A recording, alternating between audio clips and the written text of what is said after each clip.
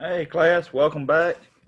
We are talking about, as I said, after the Westward expansion overview that we talked about, we are talking about Daniel Boone and it's his biography basically. But he became one of the first American folk heroes, and he explored Kentucky and was one of the first settlers to move across the Appalachian Mountains into Kentucky and explore Kentucky, and it started the whole chain of, hey, let's go westward, let's go, let's do manifest destiny, and he was one of the first ones that started this, and they were talking about his life, pretty much his life, and also his part in exploring Kentucky and westward expansion. So that's who we're talking about today, Daniel Boone.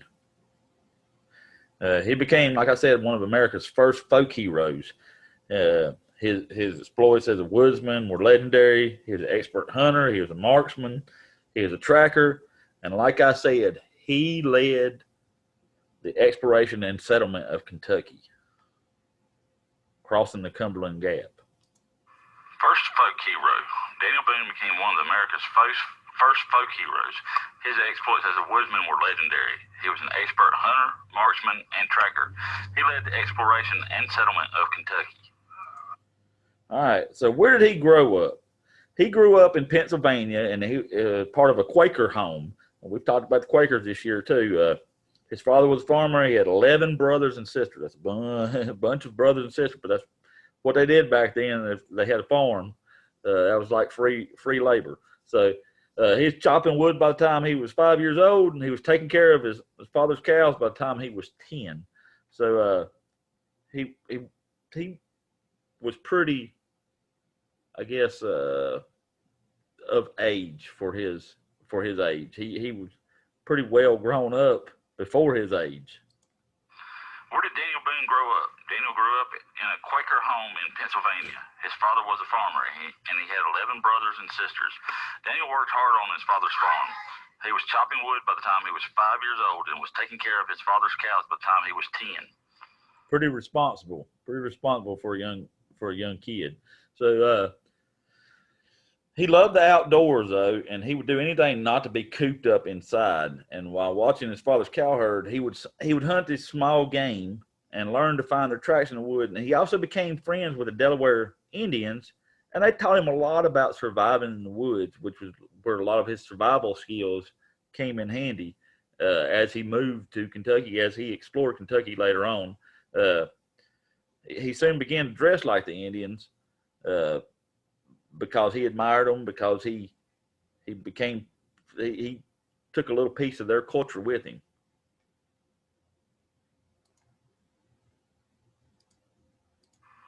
Where did he grow up? Continued. Daniel loved the outdoors. He would do anything not to be cooped up inside.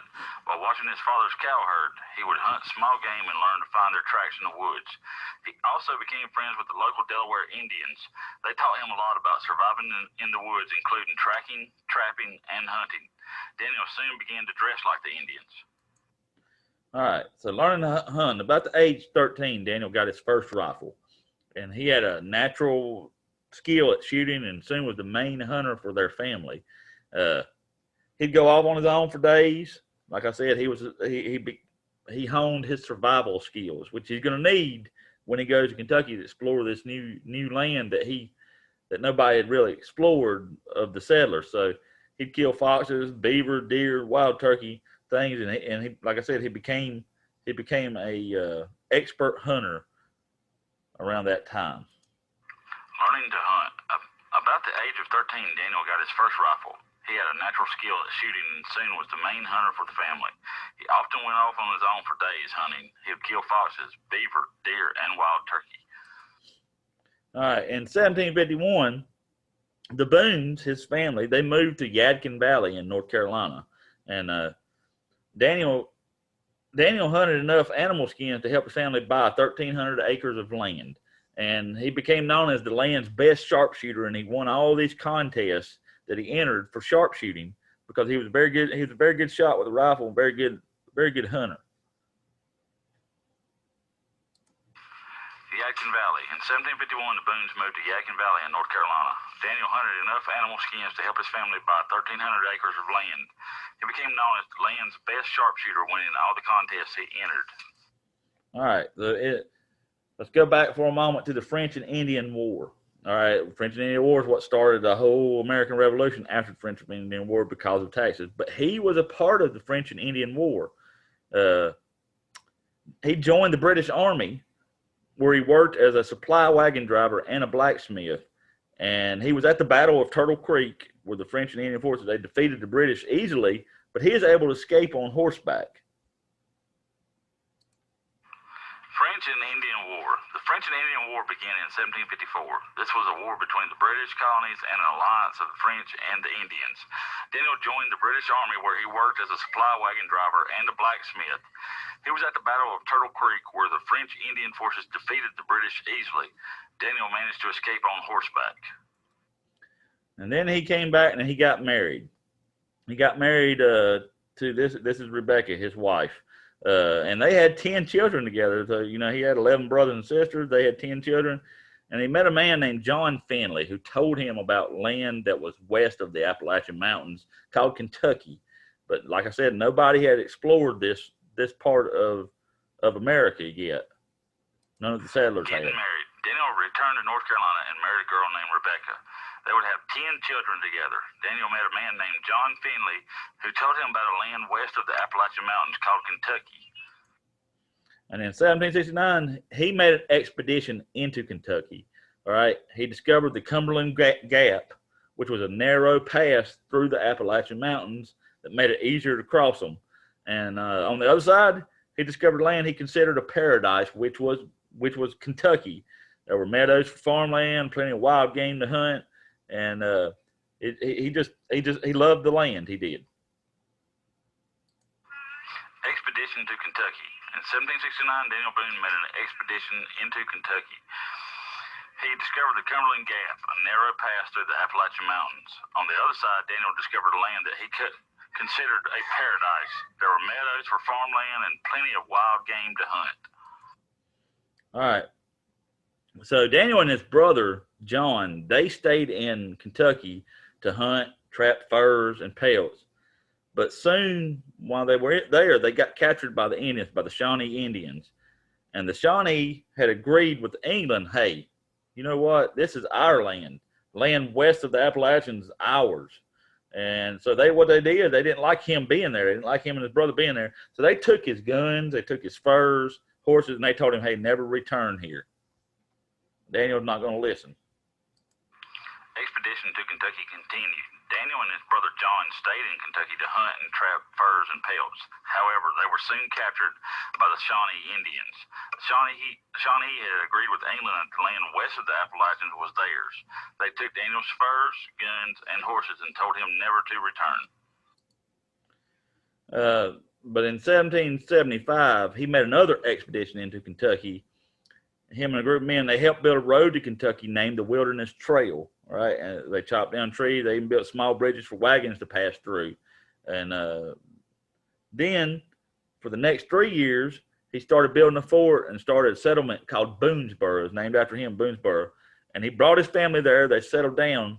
But of course, nothing was easy because the Indians, the natives that were there, they didn't want the settlers on their land. They'd already told Daniel Boone one time, hey, don't come back here. So they attacked the fort regularly. And one time, his daughter Jemima was kidnapped, and Daniel had to rescue her. And he was even captured himself once, but managed to escape. Eventually, Boone and his whole family, they left Boonesborough, though. All right. What state was Daniel Boone born in? A, Pennsylvania, B, North Carolina, or C, California? He was born in A, Pennsylvania as part of a Quaker family. Born in Pennsylvania. Ding, ding, ding. We have a winner. Number 2, what was Daniel Boone most known for? A, exploring and settling Kentucky, B, going to the moon, or C, sailing the Atlantic? He was most known for exploring and settling Kentucky. Ding, ding, ding. He found the Cumberland Gap, a narrow pass that was through the Appalachian Mountains, and went into Kentucky. Number 3, what did Daniel do do for most of his family? Did he A, run, B, hunt, or C, walk? For most of his family, what he did do for most of his family was he was the hunter for their family. By the time he was age 13, he got his first rifle, and he was a very good hunter. Ding, ding, ding. We have a winner.